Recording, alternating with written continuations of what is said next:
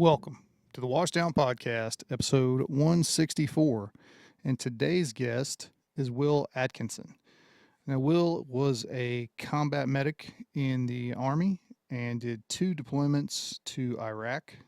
He has a BS in biology and a master's in public health from the University of Wisconsin School of Medicine and Public Health. He's also a volunteer fire department or a firefighter and has served in various VSOs throughout the years. He is also a founding member of maniacretreats.org, which we'll put that link in the description. We had a great conversation. So hope you guys enjoy it. Episode 164 of the Washdown podcast with special guest Will Atkinson. Oh, gas bubble. Just a gas bubble out of nowhere. Fucking guy. We try to keep things super professional here on the Washdown podcast. We fail constantly. How about failing forward? Do what? Repeat that for me. It's all about failing forward.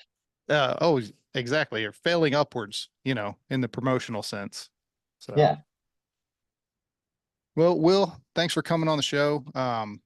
I'm Jeremy. That's Chris, by the way. I know we didn't do that before we started recording. We fucked up. Yeah, we fucked up again. Damn it, AA Ron. Why don't you introduce yourself and, tell us a little bit about yourself. Yeah, Jeremy, nice to meet you and put a face with a name. And Chris, it's good to make your acquaintance. My name is Will Atkinson. That's actually William Thomas Atkinson II, but that's a mouthful. That's my government name, my paperwork name.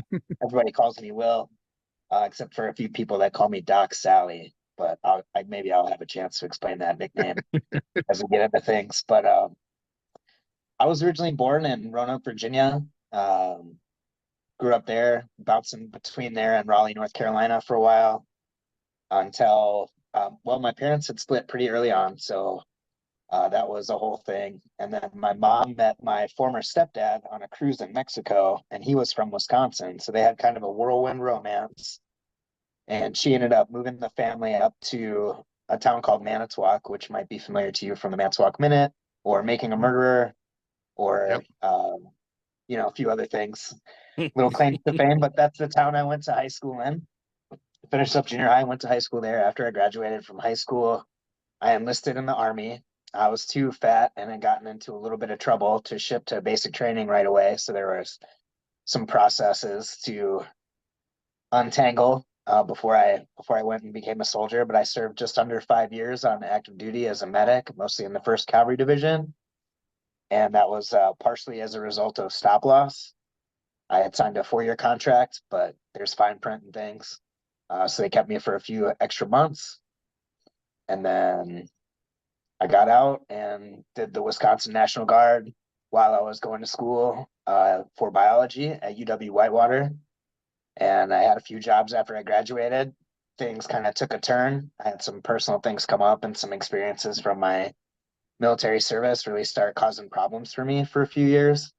But fortunately managed to, get my arms wrapped around it and get my hands on it and start putting in some work to deal with those things. And so really turned a corner probably in like 2018, and went to grad school for public health through a veterans program in 2019. And then the pandemic just kind of scrambled everyone's eggs for a while.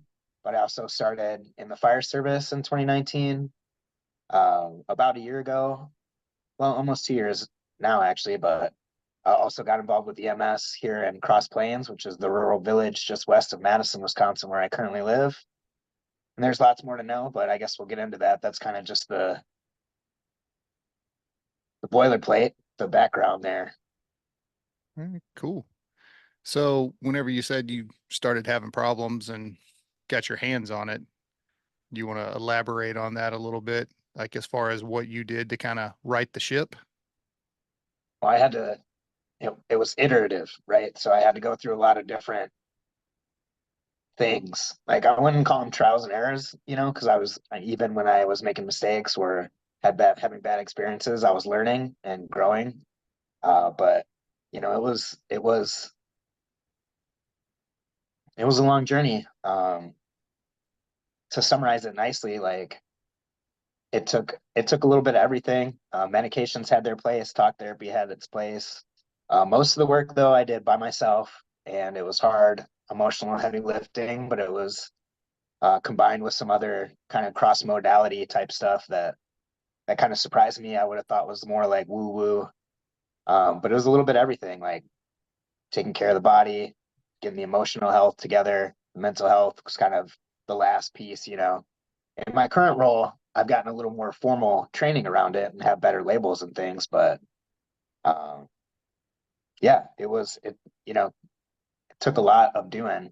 And as I've kind of unwrapped things, my active duty Army period was from May of 2003 officially to March of 2008. And during that time, I spent 27, or over the course of that time, I spent 27 months in Iraq. That was spread across two deployments. One was 12 months long to a place called Baghdad, and the other one was 15 months long to a place called Bakuba. So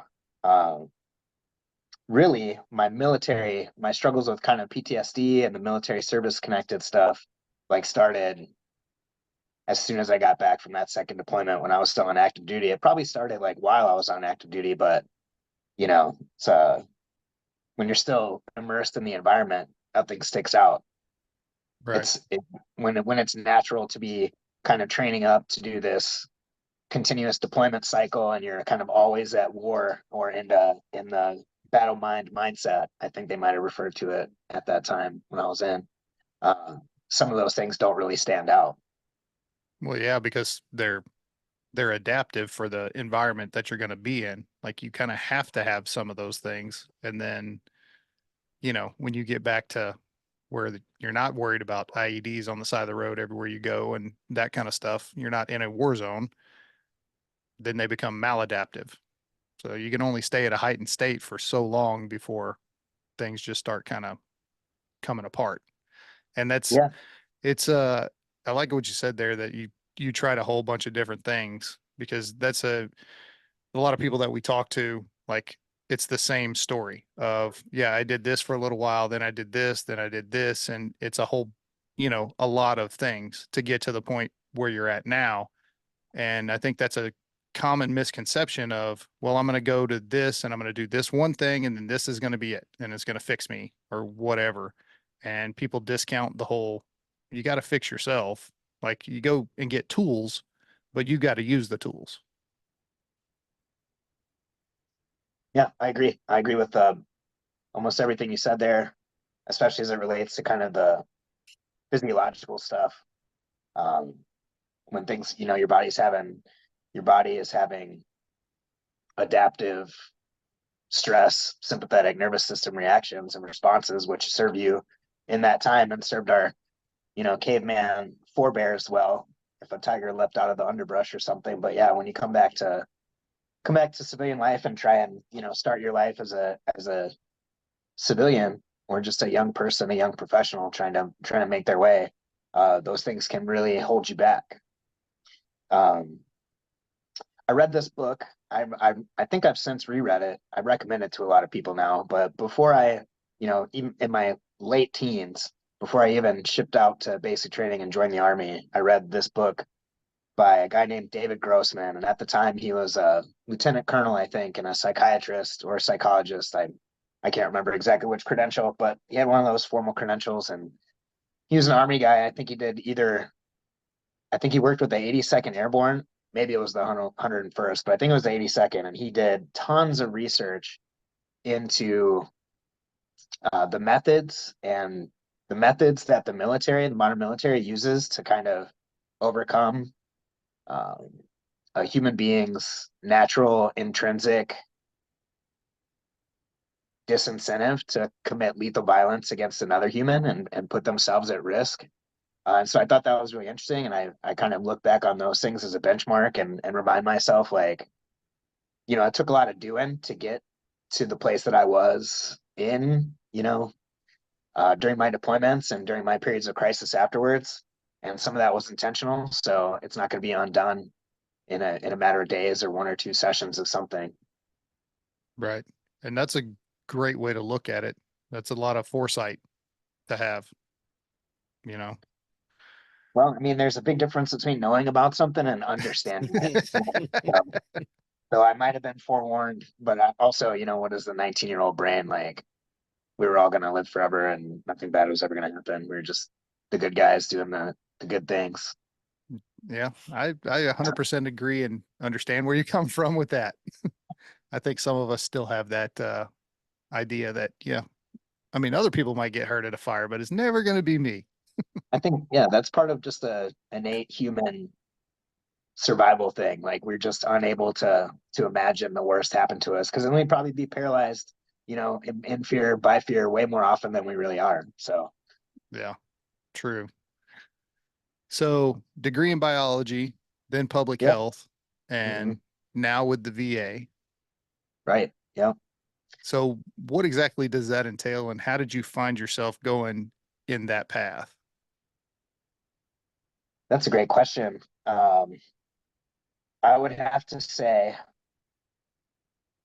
a lot of, I never intended to go to work for the VA necessarily or work in mental health or really get a master's in public health.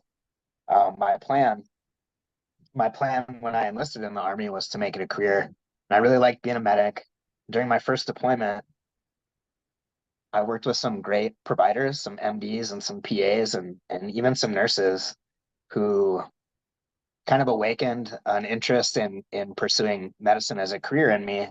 So it was around that time that I decided like, okay, well, I'm just gonna, rather than make the military a career, I'm going to use this as a tool to go to college. I'd never thought of myself as a college guy, but the kind of support and motivation that I got from people in my medical unit made me believe that college was a real possibility for me. And with the veterans benefits, or the things like the GI Bill, that's the best investment I've ever made. I think I ever could make. The return on that's, pretty big. So having those tools set me on that path. But then plan A failed completely. Like I think was it Mike Tyson says like everybody's got a plan until they get punched in the mouth. Yep. And so I graduated from Whitewater and I had a great so I'm jumping around a little too much. Well, it's fine, man. It's a Yeah. conversation. That's what happens. We'll be talking about Lord of the Rings in 15 minutes. So No, we won't. I No, we just saw- won't. yeah, just saw a great Lord of the Rings meme. I hope it comes back to me when it's time. But yeah, deployment number one kind of changed my long-term plans as it relates to the military, and then deployment number two changed a lot about who I am and the way I see the world and my future, I think. So I ended up getting stop lost to stay in Bakuba for 15 months, and that was the heart of the Sunni Triangle at the time.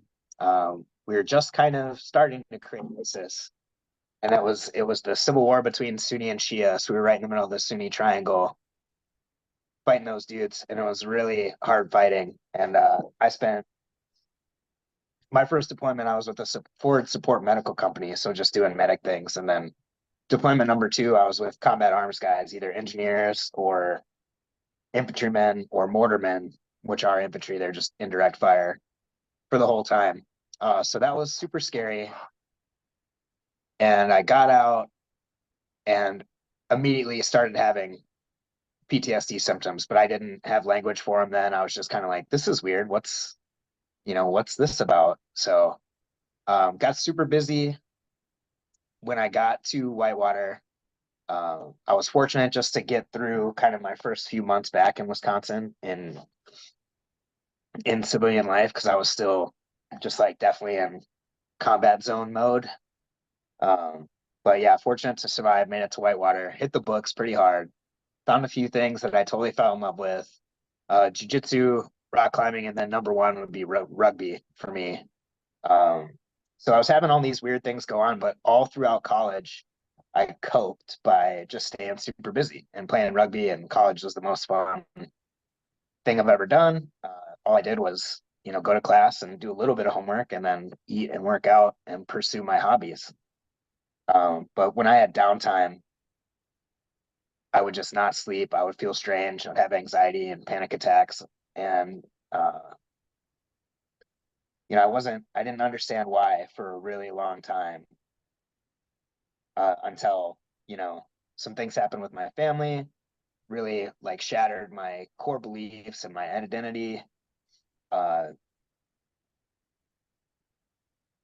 that was all plan A falling apart. And then plan B, like how I got onto this track was just like trying to save myself, desperately clutching at straw after straw after straw. And, only a few things held up for me. Only a few things worked. So that's what I stuck with. And that's where I'm at now. Okay. Well, makes sense. So, Chris, I'm just listening. That's it. you have to talk eventually. Well, I will. Sooner or later. It's up to me, Chris. Oh, Because the public health kind of falls into line with what you were going through. I mean, now you notice there's a problem and you started grasping at straws, but you were also looking for ways to fix it. And you didn't realize you were going down that path of public health and seeing the trends because now you've experienced a lot of that stuff. So you kind of know what to look for in the general population. And because you did a lot of stuff on your own with the tools you were given, I mean, public health just fits. Yeah, I mean, hope so. I hope I see it. I can see why it's working and why you're doing what you're doing. Yeah, I appreciate it. That's how I feel about it too. When I'm inclined to feel charitably about it, right? Yeah. That's the best possible. That's the best possible interpretation. Well, I But think it yeah, makes I you a better agree. student too, because of everything you went through, and now it's an area of interest for you, so you're going to excel at it more. You'll have to tell my professors all about that. I think I was They don't offending people with understand. them. They're all about the book. The best professors I had, like for the fire stuff, were the ones that were retired firefighters or still active because they understood what we do. Like there's the book way and there's reality.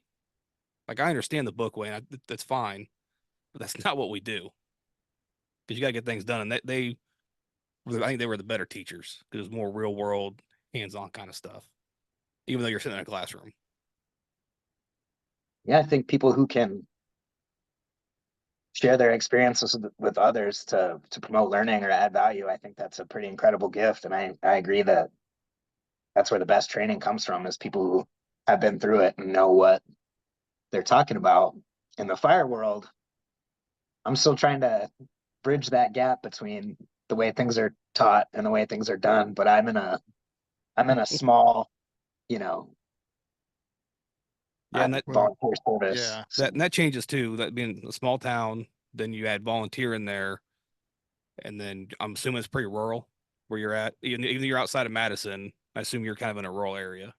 yeah, we're the first rural village on the highway out of town. Yeah. You gotta So get through the suburbs and then a few miles of cornfields, and that's where I live now. okay. Yeah. Yeah. I mean, and all Yeah. that just adds up to Bookway's great, but the reality is you guys have to do it completely different than the way we have to do it. Because essentially we could throw manpower at a fire, put it out, where you guys don't have that, option all the time. We have some pretty significant constraints, and it's, the biggest thing is like the competent guys, they only have 24 hours in a day, 168 hours in a week, and if it's volunteer. So they're Yeah. giving up family time or work time or something. So there's a level of organization that I wish it was a little more sophisticated and mature in terms of like a system.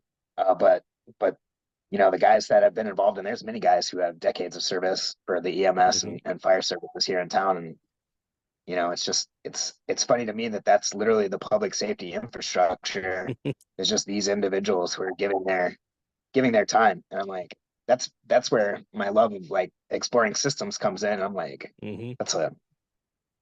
that's something. And then you get into the insurance, the kind of the municipal insurance things and other related regulations that govern like construction, and that's just another layer that I think is super interesting. But again, in a community like the one I'm living in now, just relies on the goodwill of people.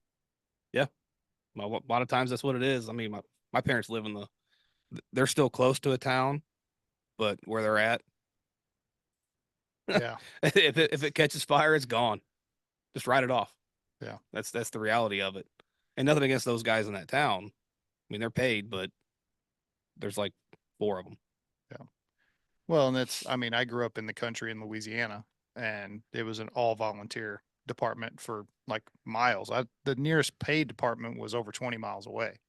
So they're not coming regardless. They're staying in that city. And, you got Bubba who lives 15 miles on the other side of town out on his property, and Billy Joe Bob who lives on the other way, and they got to go into town and get the fire truck and then drive it 7 miles out to the house. And, you know, it's, you do what you do or Yeah. what you can, but, you're already behind the 8 ball by the time somebody even calls in. I think that's probably always the case in that line of work, but we're fortunate to have one of the big tax bases in town, like a local employer. Lots of the fire department, especially the leadership, work at that facility here in town, and they're really supportive of like, yeah, go respond, because they know it's like, oh, we're the infrastructure that's going to be burning up if Yeah. it gets out, if things get out of hand. Like, yeah, go, you guys, we fully support your involvement in the fire department, and they're close to the station, so it's just go, Yeah. get on Perfect. the trucks and out investigating, etc. Well, that's good. So what does a peer support specialist do at the VA? I work in the inpatient mental health unit and a couple other services across the facility, but that's kind of my primary role across the enterprise. So across the whole, cabinet level executive department, that is the Veterans Affairs. Peer support specialists are going to be embedded in a whole bunch of other different programs. So on my team, I do the facility stuff, I do inpatient mental health and transitional residents and a few other things. Then we have a couple guys who are kind of headquartered in ADTP, which is Addictive Disorders Treatment Programs. Then there's a grant funded women's health, women's veteran health peer support. She's just women's veterans.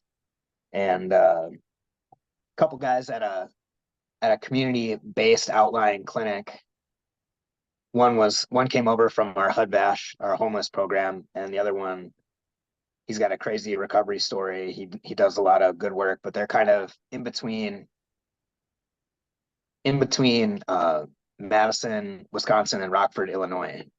So stop me if I start getting into too much like technical detail. But the way the VA works, the big VA, it's divided into 3 smaller sub-organizations. So you have VHA, VBA, and MCA. VHA is the Veterans Healthcare Administration. That's where I work. That's the hospitals and the medical centers and the clinics and on and so forth, right? So VHA is probably 95% of the rest of VA. Then VBA is the Veterans Benefit Administration, and they compose probably 4.5 or 4.9% of the remainder, and they handle retirements and pensions and disability, like comp and pen. So they're the money people. They decide who gets a monthly entitlement, And then NCA is National Cemeteries Administration, and they maintain the domestic and international veterans cemeteries for the VA. So within that, there are like regions. They have these things called VISNs, which are, I think it's Veteran Integrated Service Network. So I'm in VISN 12, which is kind of like the upper Midwest, we'll say, like west of, Northwest Indiana, Chicagoland, and then points west and north through, through Wisconsin. Excuse me. So there's like, I don't know, maybe 25 or 27 VISNs across the US, just regional divisions. Within those VISNs, there are facilities, the medical centers, and then you have community-based outlying clinics. So I told you all that to tell you that a couple guys on my team work in a community-based outlying clinic in Rockford. But they're, they're great. Peer support, we just use our experiences and our knowledge of the system to help veterans have better outcomes. For me, that means, if people come into our inpatient mental health unit, that's a locked unit. You put on pajamas and grippy socks. If you have like safe clothing, you can wear your hoodie or whatever. If you pull the string out, you can wear your gym shorts. If you can wear Crocs, but not lace ups. Right. So folks come in there, and there's some programming that's designed to help them stabilize and give them tools. And then the team, there's nurses and psychiatrists and psychologists and social workers, a chaplain, myself, pharmacists, and some techs. And I'm probably leaving, OTs for sure, probably some other occupational therapists, that is, and some other providers who work together as an interprofessional team and just do whatever we can to equip these folks in crisis, stabilize them, and try and give them a long-term plan. Cool. Yeah, I'm familiar with the inpatient. I've done a little bit of that myself as a Yeah. patient. Yeah. Uh, I hope you had a so, good experience. I hope it was helpful. yeah, it was. It was. So I can't complain. It got me on the right track. Parts of it were. Yeah, parts of it were. The Wow. first facility wasn't so awesome, but then I did a program called the Valor program, which doesn't exist anymore, but it was here in town, and it's for veterans and first responders exclusively. So that's all that you're in there with. And that really kind of, the programming that they had in there made sense to me and really kind of helped me flip the switch in my brain and get it going in the right direction.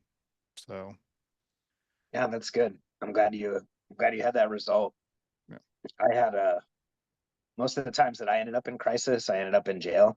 But there was one time where I ended up in the ER, but that was, it was there were some systems things that came into play. That was 2015, and kind of the legislative environment was a little different. So when I was having a mental health crisis, suicidal crisis, I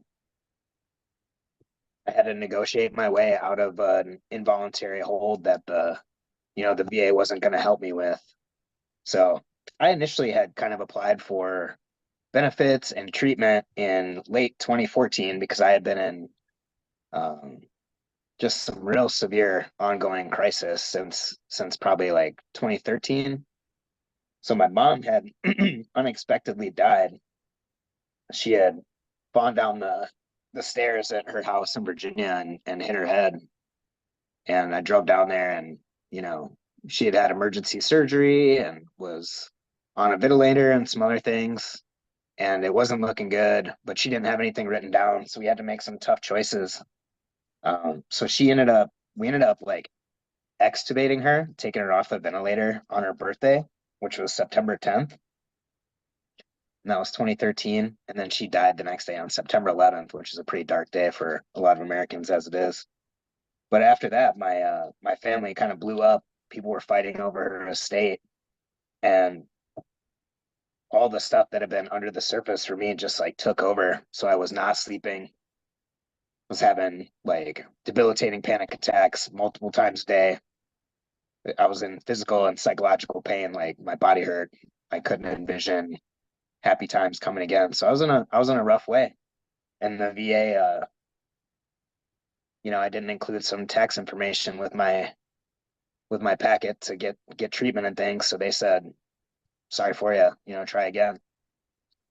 But by that time I was moving from Virginia to Wisconsin and in a different kind of set of circumstances. So just ended up suffering for a while.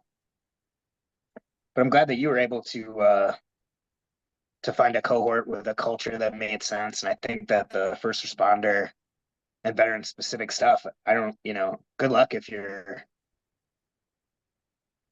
not in something that's more culturally attuned to your experiences. You know what I mean? I think that's a big gap in a lot of different places. yeah. Yeah, that's a lot of people that we've talked to that have gone through programs similar to that. That's one of the things that is really kind of a big thing of having a culturally competent therapist or having a specific, program because I had the urge to sneeze and it just went away. I turned around to be nice. Sorry, I didn't mean to mess up the conversation. damn it, where was I at? Oh, it's a big thing. And because you know as well, like in these career fields, the whole, hey, raising your hand up and saying, I need some help, I'm fucked up, whatever, like there's a stigma on that. And it prevents a lot of people, myself included for a long time, from getting help. And whenever you go into a program, then you sit down at the table and you look around and it's like, I know that guy, I know this person, I don't know that person, but they've been through the same crap that I have. And you start listening to all of the stories. It's all the same story, with just, there's little bits that are different here and there, but it's the same general theme. And it's like, okay, well, I'm not alone. I'm not the only person who's ever been through this before. And your mind can tell you that because it's going to lie to you that you're the only one that this is happening to. There's something wrong with you, blah, that whole spiel. And it's just, that's not the way it is. Yeah, I think there are a few things going on with what you're talking about. I totally agree that within within certain communities, the first responder and the veteran population, probably other, culturally inclined against help seeking other cultures. I think that's a huge problem. And I think so paradoxically, the people that need help won't ask for it. And then part of the illness is thinking that this almost ubiquitous, almost, pretty natural thing is affecting you and isolating you and making you special and unique when it's not really. So those two paradoxes, like, I think really, from kind of a socio-cultural angle, really works against veterans and first responders who are experiencing those sorts of challenges. And I think part of the answer is get this stuff, this mental health and mental health awareness. Like stress first aid was a big thing from the fire service. I'm like, those are some better ideas than what we had in the combat zone. And I'm just learning about it now. And, whatever it was, like fire two or however far I was along in the education process. But that's got to be upfront, and leaders should be strong in that. I think, I've gotten interested in like critical incident stress debriefings and all sorts of other techniques to help folks process what they're doing, especially when those activities are part of protective services or an occupation that's service related, like trying to keep people safe or, Yeah. There's so many aspects to it to have a mentally resilient and strong department. I mean, you're talking about if you want to do it, and this is just my own opinion, so, agree, disagree, whatever, but you have to have a strong peer support team that does peer support the right way. You have to do the debriefings. You need culturally competent clinicians that you can send people to. It's not just one thing that we can do that's going to, fix the problem. Like it's layered. Mm-hmm. And you got to start at the beginning, right when these people are coming into the academies, and stress the importance of it then. But then you have to get leadership on board. You have to get the senior personnel on board. That person who's been there for 20 years and is sitting at the kitchen table drinking coffee going, that's crap. You got to get them on board too, because the young person is going to look at that person and go, he's been around for 20 years and he's a salty old vet. So I'm going to listen to everything he says. And it's not necessarily the right thing most of the time. Yeah, I agree. There's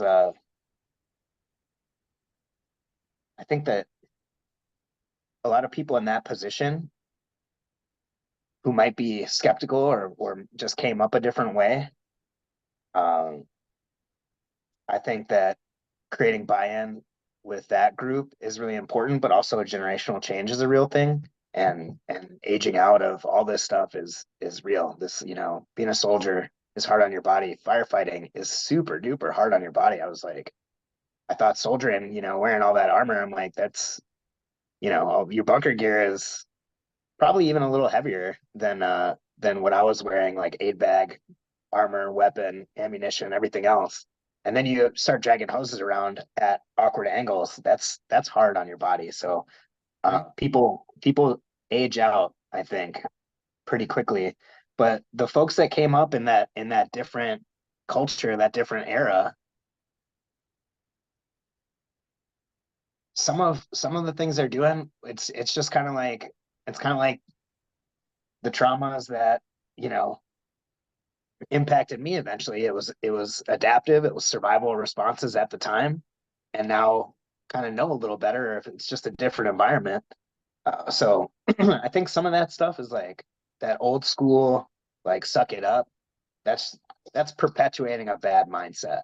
But then there's this really tenuous balance where we need to train in such a way that it's challenging emotionally and physically and stressful.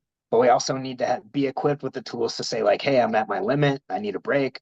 I need some assistance here. Yeah. Or I need to, invest in some self-care, some specific techniques to get back to right. Yeah. 100%. It's a very fine line because, whenever you're there, like on the fire side, you're there at the emergency and you have a job to do and you got to do that job. And if you break down, the job's not getting done. So you kind of have to put things on hold with feelings and all that stuff. Like it has to be put on hold so you can do the job Or- afterwards or your physical pain, or your physical like when you tear your shoulder. Bro, you're gonna eventually you'll stop harping on that. I hope. No, it still hurts. Thanksgiving Day, several years ago, we were carrying a guy out of a house and tore his shoulder. So, and I still get to hear about it. It's very traumatic. Well, suck it up, Buttercup. Feel better soon. I gotta Yeah. take care of that. Yeah. So, but yeah, I mean, there is a fine line. You have to do the job, but then afterwards, you have to take the time to process what you just saw and what you just did. So, and I think that's still in the figuring out stage. And I don't think anybody's really figured out exactly what with the, with the level of staffing and call volume that we have today, like, is it feasible or realistic to go, okay, you guys just ran a horribly traumatic, horrific call. So we're going to take you out of service for an hour. Okay, well, that's fine. This company's out of service for an hour, but then the 3 surrounding companies are going to run all their calls plus all the calls you're not running.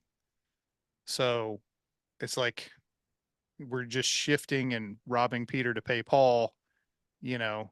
So I mean, something's got to give eventually, and I hope somebody smarter than me can figure it out. Well, I got a couple things for your consideration. I don't know if you've ever heard of the Substance Abuse and Mental Health Services Administration. Does that ring any bells? Uh, SAMHSA? no. Well, SAMHSA does, but I didn't know what it stood for. I've heard that acronym before, but Yeah. Yeah. So SAMHSA, I'd heard the acronym too before I knew what the initials stood for. So it's the Substance Abuse and Mental Health Services Administration. And it's a federal executive department, and they do a ton of stuff, so of course it's the Biden Harris, the current presidential administration gets to set kind of the policies and priorities of executive branch, government entities, and SAMHSA is one of those. But anyway, that's where the funding and the notice of funding announcements and the request for proposals, like all the gee whiz high level, like, oh, if we could just get this aligned and set up the programming, that's the government pocketbook agency. So they do the RFPs and the NOFOs, notice of funding opportunities, requests for proposals, but they do it at such a high level. Like they're looking for states to build coalitions to apply for these grants to set these programs up. So, in as it relates to kind of your perspective of like, where's this stuff coming from? Or there's a lot to do. Yeah, there's a lot to do, but that's what I'm trying to follow now to understand what is happening in some of those spaces. And many like the department, right next door, Middleton, they're probably like 5 times the size of Cross Plains, and they have kind of more of a hybrid staffing situation. I think they have some paid staff, and it's more organized. People have shifts and things like that, and the leadership there is pretty good at going after grants, but they've done more equipment type grants rather than Right. like programming and trying to. But that's something that I signed up for the SAMHSA newsletter just to see what people are investing in, and these some of these grants are for millions and millions of dollars over 10 years or so. Others not so much, but that's kind of where I'm at in terms of trying to grow my understanding of it. But interestingly enough, like some of the things we were talking about as it relates to cultural competence and like having some of these things integrated within departments near the people that kind of need this assistance, to me that's DEI stuff, diversity, equity, and inclusion. But a lot of people hear that and they think, identity right away. And I'm like, well, for the benefit of my grad school training, like this is an important conversation to have to kind of flesh these needs out and see where the opportunities are. But things are the way discourse is currently framed, it's going to be tough to get any traction, either way, if that makes sense. Yeah, it does. It's like, Super high levels. yeah. Mhm. Yeah. It's like once, one bad aspect or, whatever of something somebody hears and it's like, well, no, it's not that at all. It's this other thing. Well, yeah, but I heard it was this other thing. So let's just write it off type thing. Yeah. So, You actually learn what DEI is. It makes sense and it works. yeah. It only gets corrupted by people with a certain Agendas. narrative and Yeah. agenda. It's fucked for everybody. Yeah, I think there's a lot of things that kind of you could say that about, especially these days, especially in an election year, right? I'm just But waiting on there's political ads. Those are my favorite. yeah, catch this on YouTube in between the who are you voting for survey and like the all the terror-inducing. all the text messages you get from both candidates and all the candidates at lower forms of government. It's like, God damn. Yeah. I get messages from like out of state. I haven't lived there in forever, and I'm always hopeful. Like, oh, is this an old fling trying to reconnect? Never been someone trying to get my vote. But Oh, the other thing I wanted to mention about kind of that system stuff is there was some entrepreneur around here was offering classes, was coming to the departments, like the many volunteers departments that are away from Madison, kind of in this region of Wisconsin, and they were doing this thing called Heart Math, which is basically like a survey, a 2 or 3 hour survey course of like, hey firefighters, you knuckleheads, this mental health stuff is real. All right, so here's just some familiarization training. So I mean, it's like if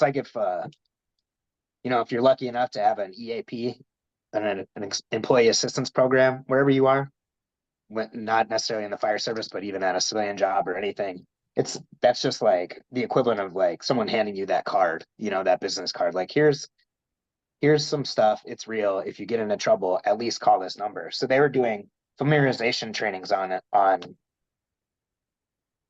mental health and stress management, things like that. But other than that, like in terms of it being integrated and put up front by leadership here locally and at the level that I'm at, no, a long way to go. yeah. Well, and That's dude, the fire service in general, right there. In general, yeah. right there. Long way to go. You'll hear a blip about it every now and then. Like Some something will happen, and then like, oh yeah, mental health. some then departments, I will tell you guys this, some departments are doing it great. Most of them aren't. So and police departments are the same way. Like some of them are doing it at a very high level. but you can tell which departments those are because they're not the departments that have staffing issues. They're not the departments that, can't get people hired. Like they're the departments that people want to work at because they have a good culture and they have, all the things. It's not necessarily always about pay. If you've got a good culture, that brings people in. And that's part of having a good culture and knowing that you're going to be taken care of if you work at that place. And that just goes across, every course of not just the first responder service, that's corporate, corporate world, anywhere, any job. So, let's talk about, the nonprofit you're involved in. Yeah, yeah, sure. So, me and a few partners from the unit I deployed to Iraq with the second time, we, in the last couple years, really the last year, we formed a nonprofit, and the genesis of the whole thing was a buddy had gone down to visit another guy. So this guy's name's Pap. Oh, I think you spoke to him, right? You guys had Willie? Yeah. Yeah. We haven't had him on the show yet, but scheduling issues. So, Cool. hopefully by the end of the summer, we'll have him on. Yeah, that'd be great.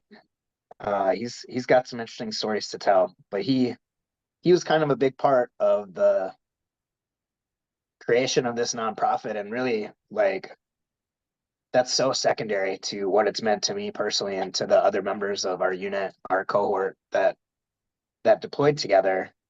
What happened was probably I'm gonna mess the date up, but this guy who I worked with pretty closely, his name was Ruben Rojas. He was a medic. He had deployed to Iraq and had a pretty gnarly, combat experience. And then we did that 15-month one. And then I got off active duty. Many others stuck around for a third deployment, and he was one of them. And it was way too much for him.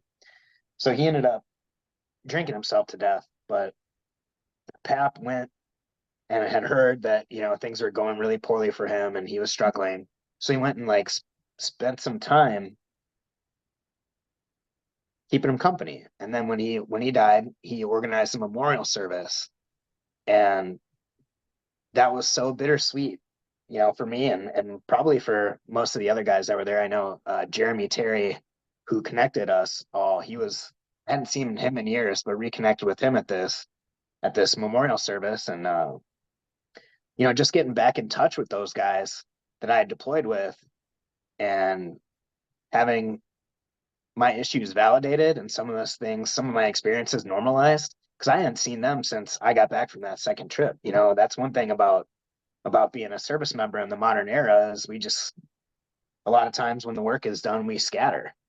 And there's a lot of evidence that shows that people process traumatic experiences best and most fully in the presence of the people that they experience those things with, or at least who understand what they're talking about, right? Like cultural competence is the minimum. Yep. But he got us all together, and then that led to he got us all together for that memorial service, and then that led to someone hosting us in their backyard in Tennessee for Memorial Day. And then we did that again and got too loud for the cul-de-sac, so we started picking out Verbo Airbnb vacation properties to go spend the holiday weekend at. And we've grown from about 10 or 12 to we had 44 veterans and family members, including a Gold Star sister, a Gold Star widow, along with us last time. And honoring those that we lost and being able to connect with the people that are still here has been huge. So we made a nonprofit and we incorporated it, and we have a website, and that's just to make donations that we can potentially collect, or grants that we could write for.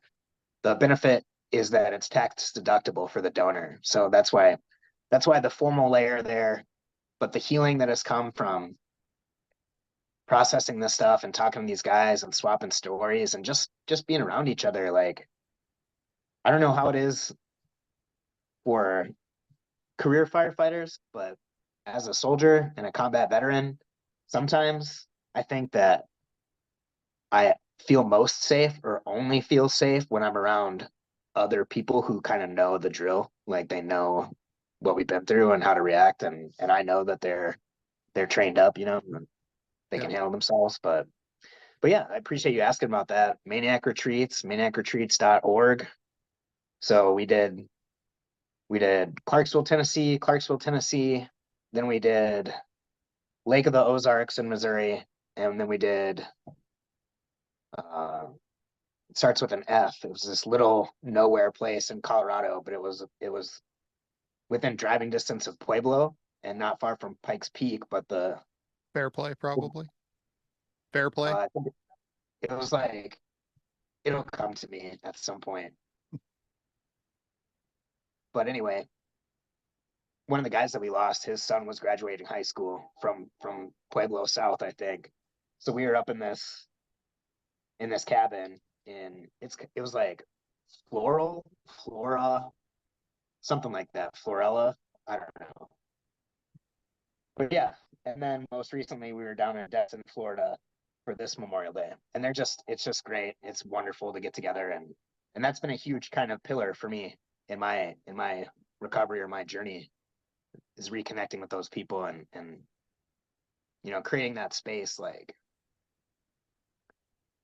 uh, I don't want to get into another long-winded analogy, but it's just been Yeah. No, dude, I 100% get where you're coming from.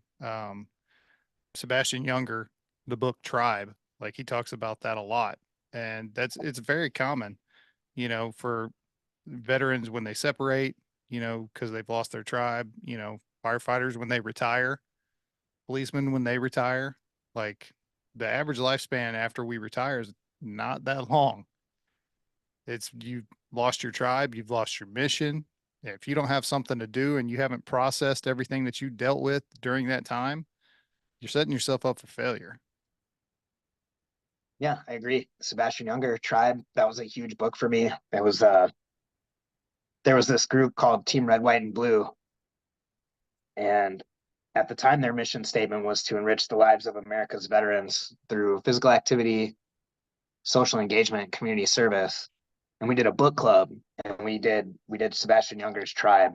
And there was a female Marine officer who was part of that, and she was having these irrational responses to the book, really super emotional responses. And that was like kind of her moment of insight into like, wait a second, this isn't the book that's producing this response. This is some other stuff that I haven't dealt with. So I think that was a big kind of eye opener for her. And that book, there's a lot of wisdom in that book. My fear is that, sometimes I will just flip everything on its head and come at things backwards, right? So as a firefighter, as a soldier, as someone who's kind of been in those high stress environments, and you've operated on this level where you're just like swimming in adrenaline, uh, you have your perceptions and things are just like you're so switched on. Like a buddy of mine was like, he put it, he's like, our experiences were normal. This is a crazy civilian world, right? So once you've kind of like everything is so nerfed, we've had these experiences where it's like do or die, you know, go or no go, fight, flight, or freeze. But then you get into the boardroom or your cubicle or whatever, and that's not working for you. Yeah. Well, what's closer to like the authentic human experience? If you ever feel like getting on the hamster wheel for a while, like Yeah. drive yourself Yeah. crazy with that. Yeah. Yeah. I don't think you're wrong with that though.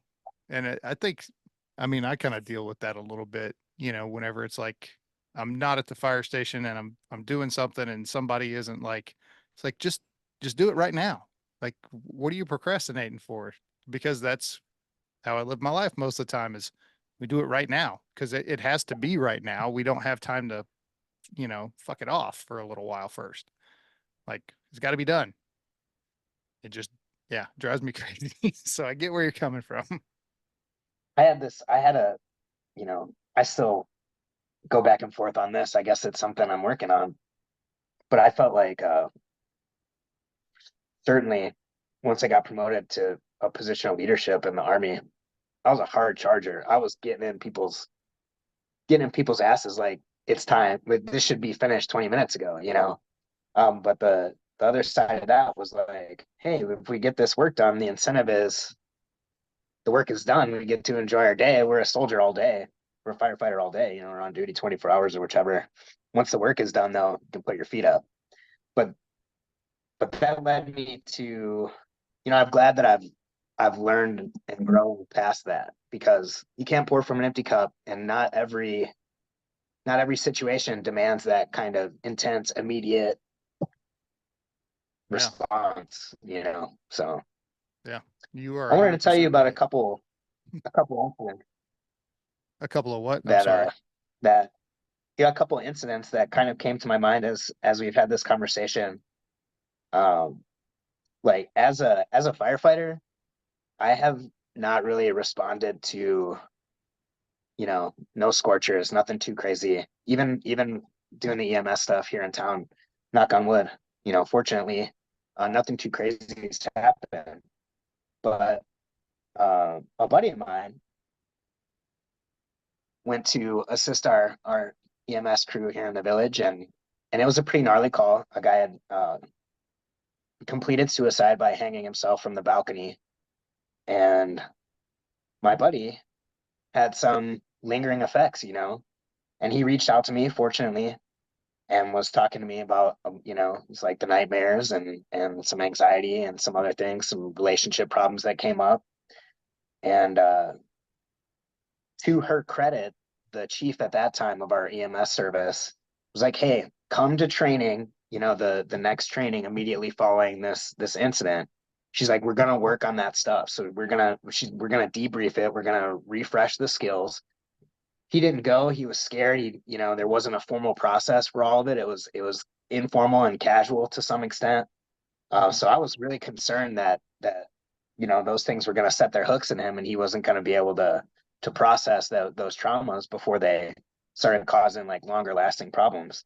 But fortunately, we kept going back and forth on this stuff, and I'm really grateful that he confided in me and I was able to support him. But he ended up going to talk to a therapist for a little while, and just like they made a plan together, and it was just a few sessions, but that got him out of it. So that's what they said when we were coming back from our deployments, is like, hey, you're gonna have some stuff go on for like 6 to 8 weeks, but if it persists beyond that, well, then you know, you're having some jam ups in the processing process, and you might need to be a little more attentive. But yeah, like he was able to work his way through that incident, or the repercussions of that incident, with just like informal support and then the medical stuff, you know, which is fortunate. But to contrast that, I had another buddy who was working for a pretty big police department east of here in a much bigger town, not as big as Madison, but it's pretty far away and just outside of Milwaukee. And he had a gnarly scene too. And so as a policeman, so he was holding down this scene, and he couldn't get out of his head. It was man versus train, and he needed some time off, you know. So he talked to his lieutenant, or however the chain of command works there in that department. He's like, "Here's the situation." And they're like, "Great, you know, take some time." But it was only like 3 days, and they were calling him back, and they're like, "Hey, you know, we need you out there." Uh, and it, you know, he had about a bad outcome from that. Like he ended up leaving the police service just because he was burnt out. He hadn't gotten over that incident, and he was basically being told to get back on patrol, you know, before he had had a chance to get right. So fortunately, he's still doing some public service for the state, but not in law enforcement. But he also kind of just like mishandling that. Like he worked really hard to get that shot on that department, you know, and they've lost probably a good officer, but Yeah. just Well, and that goes back to what we were talking about, leadership, you know, of them being bought in with that. And then, but also the staffing issue. So, yeah, I mean, you see Unfortunately, it it. comes to a funding issue too. Yeah. I mean, but Yeah, we all hate and talking about that, but it's the reality. All those things I agree. wrapped up into one, and it's a recipe for disaster. Right. It's a vicious cycle. It's a snake eating its own tail because hours cost money, manpower costs money, like staffing and those techniques and those training cost money. And especially in government services, like Yeah. But how much it's money? all And my argument for that is always, well, how much money did it cost them to replace him? Like, because now they got to train somebody new and like, it's like, so where's like, if you're going to be a total bean counter about it, like, where are you going to be in the black at? right. Is it get this guy some help and let him be off for a week, 2 weeks? Or is it, oh, well, he wasn't better in 3 days, kick him out. It's cheaper to train somebody else and bring them in. Yeah, But then that's it. I mean, who wants to work at a department like that? Or yeah, I mean, yeah, I think you're exactly right. And I would say that a big part of that problem is the you can't see the break even point. You can't see the point when you're in the black and you're making money off supporting your employees because you're not taking a long enough time perspective.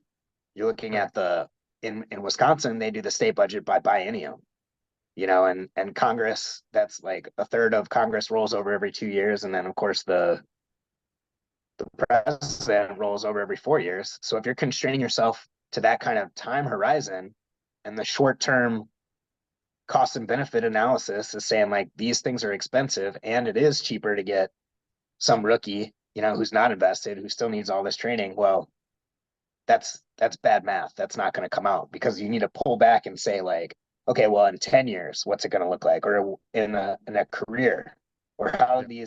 how are life cycles of firefighters and soldiers and police officers, how they overlap? What does generational change look like in that space? But that stuff is hard to understand. People are Yeah. just like, oh, I saved you money, your taxes went down. Yeah, for right now, but in 10 years, they're going to be 3 times what they were because remember, and the thing that is important, one of the things that's important is it's not just that one person. It's not just your buddy, because I guarantee you there were other officers who were in the same situation, had the same outcome that they had to replace.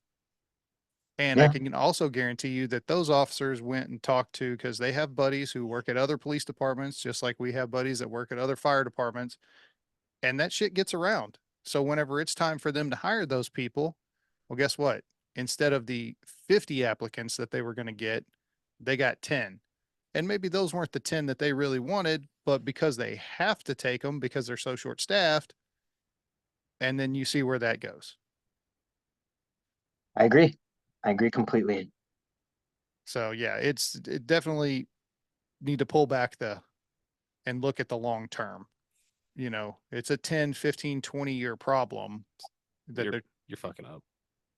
You're fucking up so bad what? because you're using logic, and we're talking about politicians who control these budgets and they don't give a fuck. I mean, at the end of the day, as long as the insurance company keeps making money, keeps Yeah, they as don't long care. as, as long as Wow. the lawyers and the insurance men And the remain whole.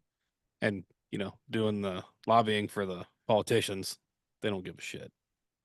Yeah. That's really Well, what it comes down to because they're looking at, I'm gonna be in this office for 2 to 4 years. I'm gonna try and get reelected a couple of times so I can get my pension, and then I'm out. So I don't yeah. know. I mean, this might be worth a Google search, but like this is flag this for potential misinformation. But I'd heard somewhere that if you're in Congress or the Senate, you have you get your salary, and then you have just like a huge expense account, and somehow your post service as a congressperson compensation is tied to how much of that expense account you use. But that's just some scuttlebutt. But That I people don't know. are I don't know. It sounds it sounds plausible. I do know that it's either 1 or 2 terms they serve, they get a pension after that. I So think it's 2 terms because first term you're a freshman, Yeah. And then So, the but you second get a one is when because they always want to get reelected yeah. because they want So that lifetime pension. You get a pension and you get health care for the rest of your life. Now that's federal. I don't know about state. Yeah. State, I don't know about. Federal's that way. So. Well, Will, thanks for coming on the show. I just got one more thing before you get out of here. Your nickname, man, you're not getting out of here without explaining that. Oh, yeah, Doc Sally. Well, it's actually not that good of a story, but it's a great nickname. I gave it to myself. We were back on our pad in Bakuba. We had these things. They were like little half trailers. And we called them containerized housing units. And you split them. They cut a door out. It's just a doggone cargo van, or the trailer that would go on the back of a semi. Mm-hmm. Mm-hmm. It's a little cut down one, so we call them chews, containerized housing units. You cut a hole out for the door and a couple of holes out for windows, which then you tape and sandbag, and you jam an AC in there, so like you don't actually cook in the Iraqi summer heat. But we had a bunch of those on a concrete pad, and that was our living area. And we had the old LAN party. We had a bunch of Xboxes like hooked up with the Ethernet Cat5 cable, and we would play Halo 2 as kind of our wind down time. And everybody was all, it was funny because you get like the crew of a truck would all go to one person's chew, and then we'd compete like, oh, that's Maniac 1-1, that's those four guys from that truck versus four guys from our truck versus their truck, versus etc. So anyway, we just had these dumb names, and I decided to make my Master Chief, my Spartan, like pink and purple with big hearts, and I just named him Sally, the avatar. So you get like assassinated by Sally, you got beat down by Sally. So people started calling me Doc Sally, and they thought it was like derogatory. They're like, where did this come from? Like people are like, it's still mysterious. Like, how'd you even get that nickname? That's crazy. And I'm like, I gave it to myself. Now that is But a hey, varsity move. yeah. But I do want to say, like, for me, I can put some more words on the things that were big for me, like, reconnecting with the guys that I had those experiences with, and discovering that they were in kind of similar straits and going through crazy stuff, or just life stuff, like whether it was like a divorce or a change in job or PTSD, like going through that treatment journey and fighting for benefits, just being able to reconnect and see, like, to share that, to have those shared experiences and to mutually support each other was huge. A couple people were my peer supports before I knew what peer support was. So really grateful for them, forever. Getting involved with Team Red, White, and Blue and some other veteran service organizations, and just volunteering in general.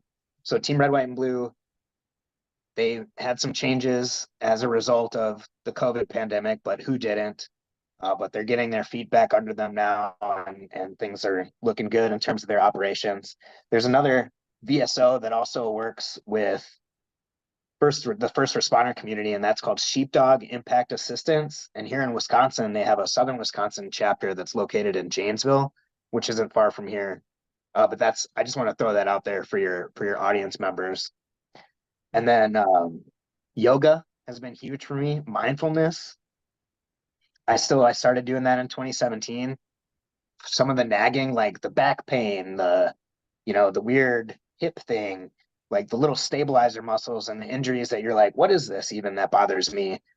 Yoga has helped me clear a lot of that stuff up and get back to an athletic form that I haven't had in a while.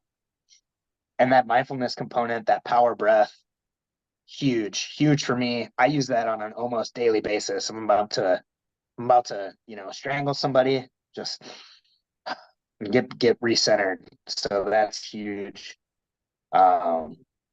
I took medications, off and on. They had their place, but I don't think that's something that people should just like resign themselves to a pharmacological solution, as the end all be all.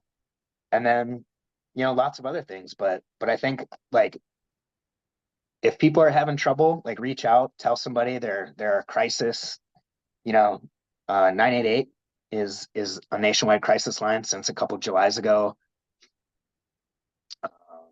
There are lots of public and private and all sorts of different programs, but the best thing is just a trusted someone, a trusted associate, trusted confidant.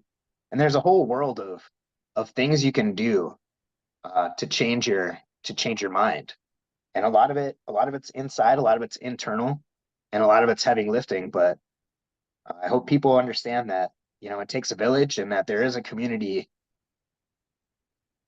to help you, to help you stay right. If you're still in the protective services, if you're still in the military, if you're still doing, there are people here for you that want to know what's going on and want to share your struggles and help you get right, whatever it is. So happy to be here. Appreciate you guys doing this. Love to talk more at some time, but yeah, Absolutely.